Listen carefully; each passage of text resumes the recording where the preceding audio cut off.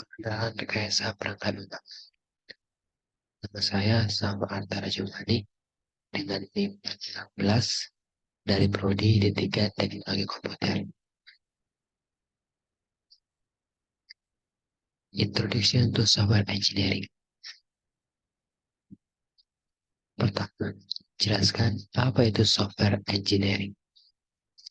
Software adalah kumpulan instruksi, data, atau program yang digunakan untuk mengoperasikan komputer dan menjalankan tugas-tugas tersebut.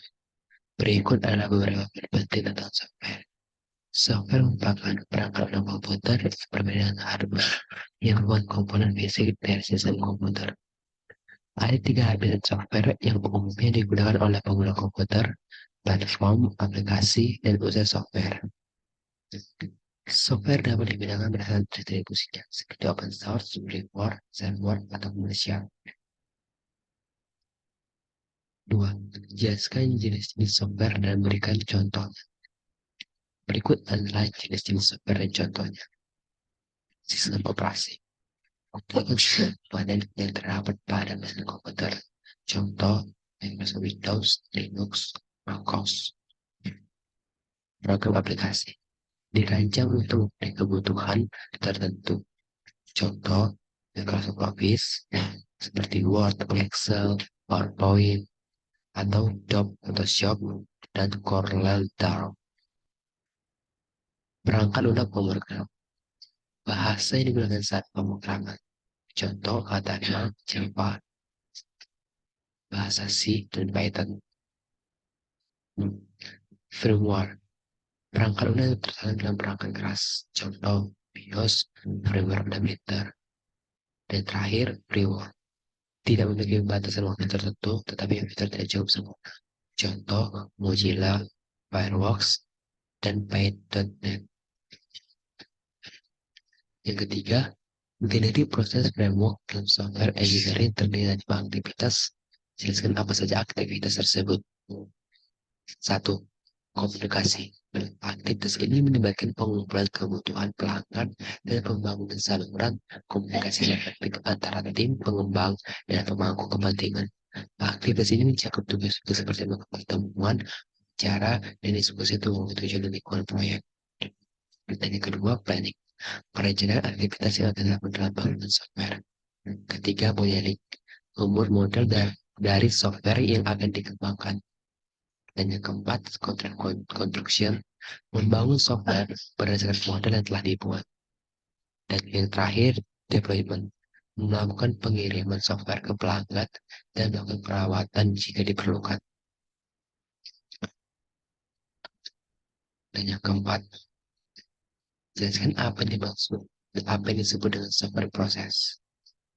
Software proses atau proses perangkat lunak adalah serangkaian langkah-langkah, metode, dan praktik yang digunakan dalam produksi dan evolusi perangkat lunak. Proses ini merupakan suatu struktur yang diterapkan pada pengembangan produk perangkat lunak yang bertujuan untuk mengembangkan sistem dan memenuhi kebutuhan pengguna. Proses perangkat lunak terdiri dari beberapa tahapan, seperti spesifikasi, desain implementasi, validasi, evolusi, dan operasi pemeliharaan. Jelaskan apa yang disebut dengan software proses model. Software proses model adalah sebuah representasi abstrak dari sebuah proyek perangkat lunak. Model-model ini menentukan tahapan dan kebutuhan dari sebuah proses perangkat lunak. Model-model ini bertujuan untuk memberikan bantuan dalam mengontrol dan mengkoordinasikan tugas-tugas yang diperlukan untuk mencapai produk akhir dan tujuan se-efektif mungkin. Ada banyak jenis model proses untuk memenuhi persyaratan yang berbeda, dan model-model ini disebut sebagai SLC models atau Software Development Life Cycle Models. 6. Jelaskan dua contoh preskriptif software proses model. Berikut adalah dua contoh preskriptif software proses model. Yang pertama ada waterfall model. Waterfall model adalah salah satu model proses pengembangan perangkat lunak yang paling terkenal. Model ini merupakan model proses preskriptif yang bergerak secara linear dan ada beberapa tahap yang harus diselesaikan sebelum tahapan berikutnya. Tahapan-tahapan dalam model ini meliputi komunikasi, perencanaan, analisis, desain, konstruksi, pengujian, dan implementasi.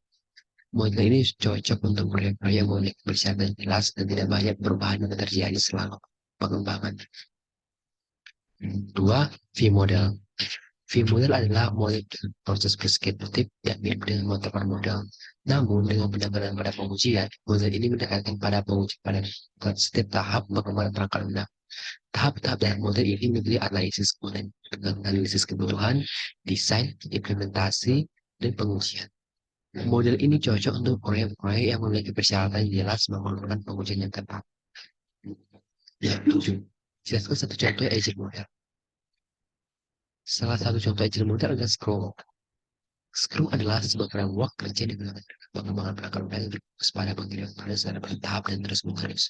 Scrum menggunakan pendekatan iteratif dan inkremental dalam pengembangan produk.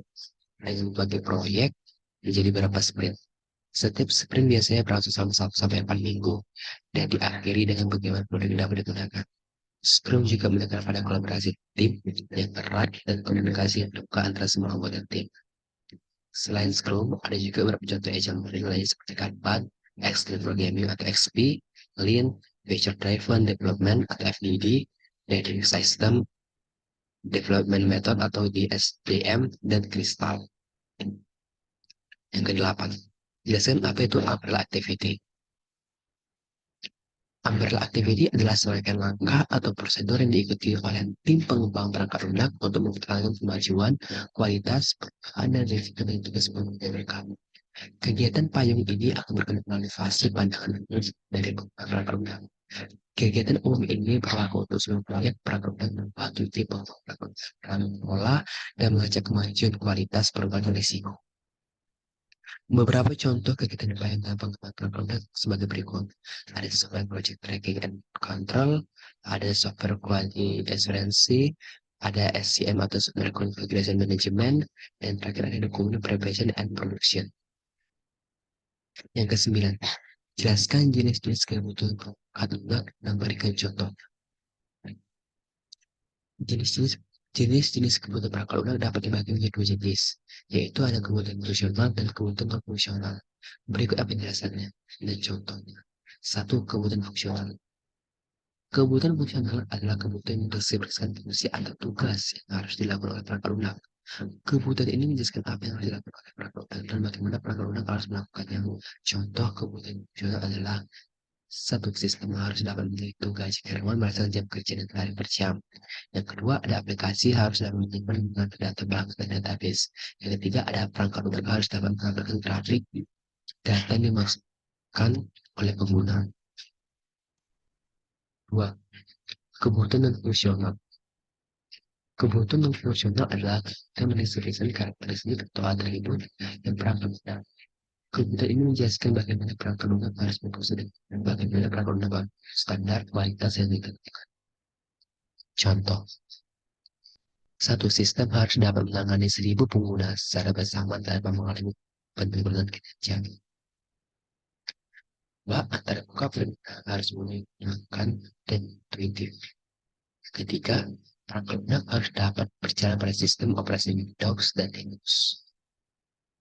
Sekian presentasinya, hanya itu yang dapat saya jelaskan tentang introduction software hosting. Terima kasih.